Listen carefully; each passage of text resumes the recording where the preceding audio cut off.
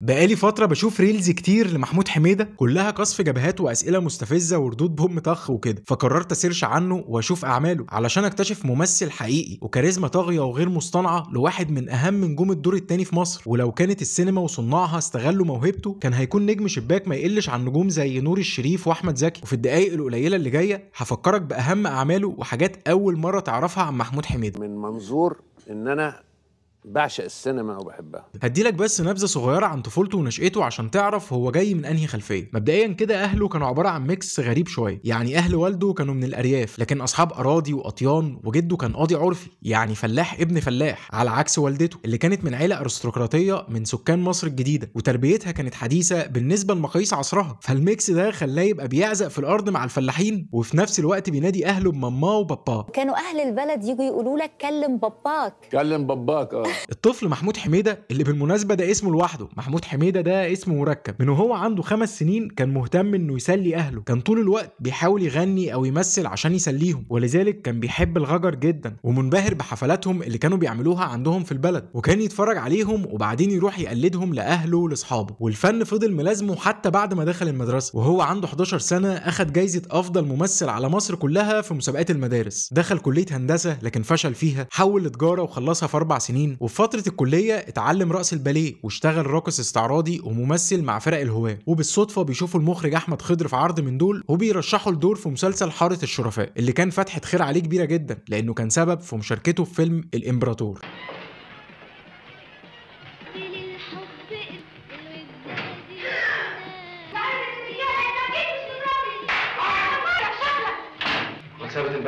محمود حميدة كان محظوظ جدا انه اتقدم في السينما في اول عمل مع احمد زكي، وعلى حد وصفه ان الشغل مع احمد زكي ونادية الجندي في بداية مشواره وفر له 10 سنين شغل مع كل فيلم يشتغلوا معاهم. فالراجل اصلا بادئ من فوق قوي، ولحد ما بيعمل فيلم الرجل الثالث مع احمد زكي. رستم الشرقاوي رجل اعمال. فيلم الرجل الثالث ودور رستم الشرقاوي تاجر المخدرات كان نقله كبيره لمحمود حميدة اللي على نجمه جدا بعد الدور ده، لدرجه ان النقاد بداوا يكلموه وينصحوه انه ينقي ادواره بعد كده وما يشتغلش اي حاجه، لكن هو ما سمعش كلامهم وعمل بنصيحه عادل امام اللي قال له بقول لك ايه يا حوده، سيبك من كلام العالم دي واشتغل اي حاجه، اوعى تقعد في البيت. وفعلا عمل بالنصيحه واشتغل في كل انواع الافلام، فتلاقيه بيعمل افلام اولاد زي ابو زيد زمانه، عفاريت الاسفلت، دانتيلا، وفي نفس الوقت بيعمل افلام مهمه مع يوسف شاهين زي فيلم الآخر والمصير واسكندرية نيويورك. وقبل ما اقولك ايه هو اعظم دور مثله محمود حميدة، الدور اللي كان عادي جدا يتقارن باعظم الادوار التمثيلية اللي اتعملت في العالم كله، خليني الاول اقولك حقيقتين مش كتير اللي يعرفهم عن محمود حميدة. اولا انه عنده حتة كده احمد السقا بتاع جيله، يعني مثلا في فيلم اسمه رغبة متوحشة بيحكي انه شاف الموت بعينه لما المخرج خيري بشارة بيقول له انه هينط من حفرة عمقها 7 متر بوشه، والمفروض انه هينزل على مرتبة، مش كده وبس، لا ده عايزه بيقع وهو مبتسم ومولع سيجار وحاطط السيجار في بقه. المهم ان محمود حميدة بيعمل الشوت بنفسه وبينزل على جدور رقبته، ومن بعدها بيبقى عنده مشكله في فقرات الرقبه، والاكتر من كده بقى ان السيجار بيطفي في دقنه وبيضطر يصور بيه بعدها فيلم اسمه عصر القوه مع نادية الجندي، والناس ساعتها افتكرت ان اللي في دقنه ده طبع حسن، لكن ده مش طبع حسن، ده السيجار اللي اتطفى في دقنه. كمان ليه واقعه تانية في فيلم جنة الشياطين، في الوقت ده ما كانش فيه الامكانيات انهم يعملوا خدع بصريه كتير، وفي الدور اللي عمله كان مطلوب منه انه يكون من غير الاسنان اللي قدام، فبيقرر انه يشيل اسنانه ويركب مكانها اسنان متحركه عشان الدور. بالمناسبه فيلم جنة الشياطين كان من انتاج محمود حميدة، وهو فيلم من ضمن قائمه افضل 100 فيلم في السينما المصريه، وكان عامل فيه اغرب دور لممثل تقريبا، دور ميت طول احداث الفيلم. اما الحاجه التانية انه من القليلين قوي اللي فعلا ما عندهمش عقده حجم الدور، وده خلاه يعمل ادوار كتير حلوه رغم قله المشاهد، ادوار كتير ما تتنسيش زي شمس الزناتي مثلا. ودور المارشال برعي ده عشان كان دور صغير على محمود حميدة اقترحوا عليه ان اسمه يتكتب كضيف شرف، لكن هو عشان فعلا ما عندهوش عقده حجم الدور رفض وقال لهم لا، اسمي يتكتب من غير ضيف شرف. انا راجل عترة وابن ليل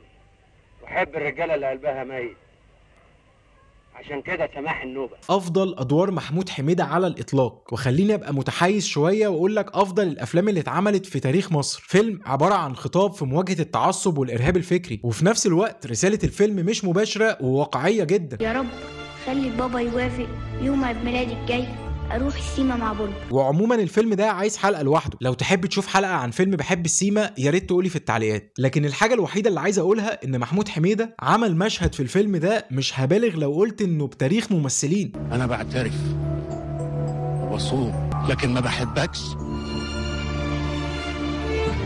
انا دايما خايف مني. محمود حميدة شارك في بداية الألفينات ولحد النهاردة في أعمال كتير مهمة زي ملك وكتابة، ليلة البيبي دول، آسف على الإزعاج، دكان شحاتة، احكي يا شهرزاد، نوارة، العارف، ومسلسل أولاد الشمس. لكن بالبلدي كده محمود حميدة ما اتعصرش، ما جابش آخره، ما شبعناش منه، وتحس إنه فايته وفايتنا أدوار كتير كان ممكن يعملها ونستمتع بيها وبموهبته الفذة. الحلقة دي كانت في حب محمود حميدة، يا ريت ترشح فنان نتكلم عنه في الحلقات اللي جاية. ولو الحلقة دي عجبتك ما تنساش تعمل لايك عشان الحلقة تنتشر أكتر، واشترك في القناة عشان تشوف الحلقات الجاية ونتناقش بعدها كالعادة. وربنا يبعت لك أيام حلوة يا صاحبي أيا كان مكانك على وجه الأرض.